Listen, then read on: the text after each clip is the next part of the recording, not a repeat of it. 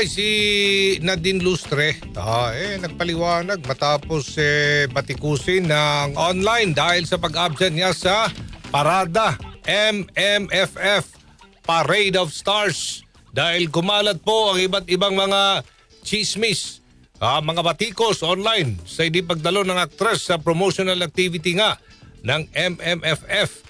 Ayon kay Nadine, kailangan niyang dumalo sa kanyang yearly sabbatical na malaga raw sa kanyang kalusugan.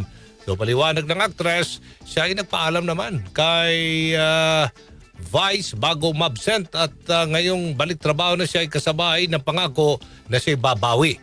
Mapapanood ang Call Me Mother sa masinehan sa bansa simula sa December 25 araw ng Pasko kasabay ng showing ng 7 pang pelikulang pasok sa MMFF 51.